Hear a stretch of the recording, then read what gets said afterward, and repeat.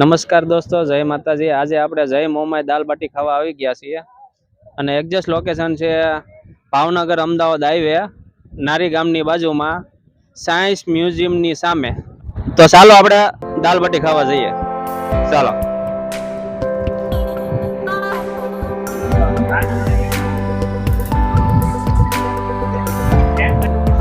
આવી જાઓ, હાલો।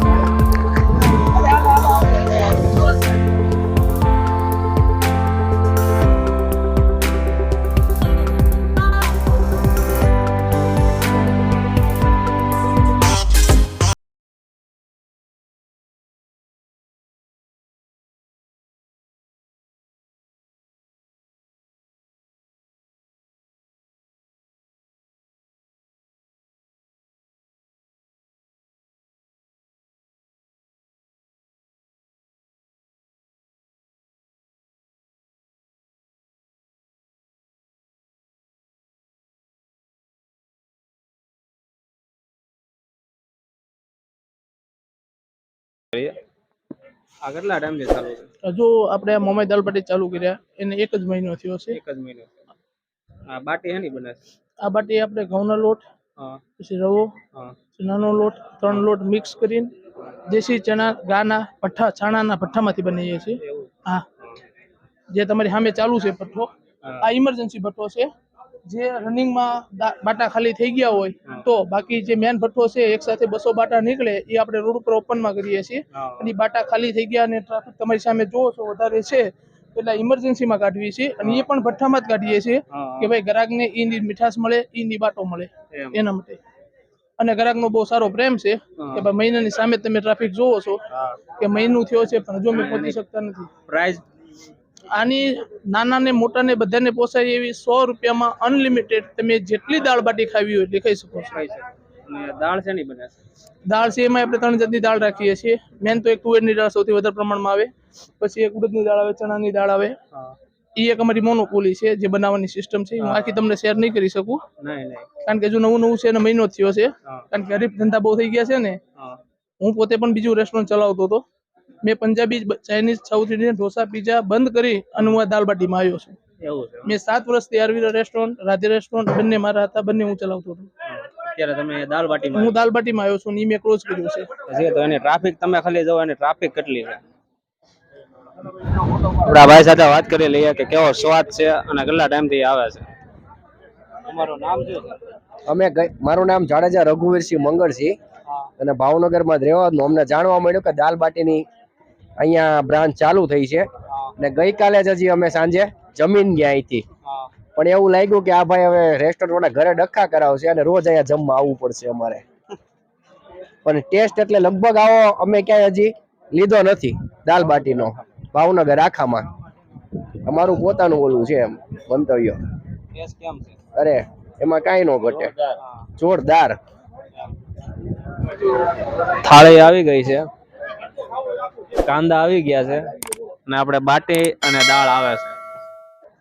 અમે અહીંયા 10 મિનિટ થઈ આપણે બેઠા એને, 10 મિનિટમાં દાલ બાટી આવી જશે અને ઓર્ડર ફરજિયાત તાત્કાલિક આવશે। દાળ બાટી પણ આવી ગઈ છે અને આ છે બાટી, આ બાટી છે જુઓ। અને આ બાટીને આપણે આવી રીતે સોળવાની,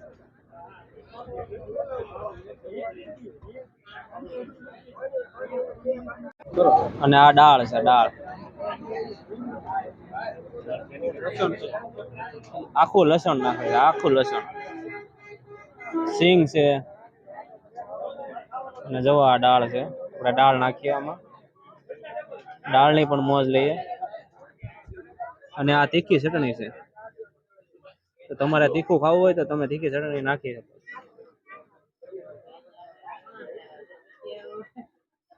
ને મારી વાલી સાઈઝ અમૂલની સાઈઝ પણ બહુ જોરદાર છે। અને સાથે કાંદા છે, રસનો મસાલો પણ છે અને દાળ અનલિમિટેડ છે। દાલ બાટી 100 રૂપિયામાં તમે એકવાર અહીંયા ખાવા આવો। અને આનો ટાઈમ તે 7 થી 10 છે, 10:30 છે, 7 થી 10:30 નો ટાઈમ છે। અને એકવાર અહીંયા મુલાકાત લો દાલ બાટીનો, તમને મજા આવશે। અને અમે પણ અત્યારે ટેસ્ટ લઈએ। હવે જો પાપડ આવી ગયા છે, સાથે પાપડ છે। અને પાપડનો ચાર્જ અલગ છે હો. 100 રૂપિયામાં અનલિમિટેડ નથી. સાસે તે અલગ જ છે. ચાલો આપણે દાળ બાટીની મોજ લઈએ. ઓ આ ગરમ બહુ છે. અને જે આપણે આ હાથેથી ખાવાની મોજ આવે ને એ ચમચીથી ખાવાની મોજ ન આવે. તમે એકવાર અહીંયા મુલાકાત લો દાળ બાટીની. ચાલો જય મોમાય. વાહ, જોરદાર સ્વાદ છે.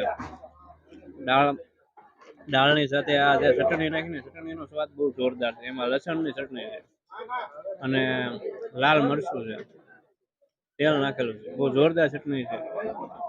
અને એમ લાગે કે આપણે તીખું લાગે છે તો મારી વાલી વાલી સાસ નો ટેસ્ટ છે. આ મારી વાલી વાલી સાસ જોરદાર છે. અને દાળ બાટી તો ભલામણ જોરદાર. એકવાર સ્વાદ લેવા તમે અહીંયા આવો, અવશ્ય મુલાકાત લો. ઓનર સાથે વાત કરી લઈએ, મનુભાઈ પરમાર. ચાલો આપણે એની સાથે વાત કરીએ. હું મનુભાઈ પરમાર, મોમે દાલબાટીનો ઓનર છું. તો સાહેબ તમે મારી મુલાકાત લીધી, તમે મારા દાલબાટીની વિઝિટ લીધી, તો તમે સત્ય મને બતાવો કે તમને રિયલમાં મારી દાલબાટી કેવી લાગી? તમારી દાળ બાટી મને બહુ જોરદાર લાગી અને બહુ સરસ એમ. કારણ કે આ વસ્તુ ભાવનગરમાં નહીં પણ આમ ગણો તો અત્યારે ગુજરાતમાં પણ ક્યાંય નથી. જે ભઠ્ઠાની દાલબાટી કહેવાય, જે ભઠ્ઠાનો બાટો કહેવાય, એ રિયલ વસ્તુ અમે ચાલુ કરી છે. હજુ કોઈ એવો કસ્ટમરની કોઈ કમ્પ્લેન નથી આવી. બધાની સંતોષપૂર્વક ગ્રાહકોની માંગ હતી એ પ્રમાણે અમે આપ્યું છે. અને કહેવાય કે સદનસીબ અમારા અને ગ્રાહકોનો સહકાર પણ એટલો છે કે દાળી દાળ ખાલી થઈ જાય છે, બાટી ખાલી થઈ જાય છે. 20 થી 25 માણસો પાછા જાય છે. પાછા જાય છે. અમે જોયા, મારી નજરે જોયું છે.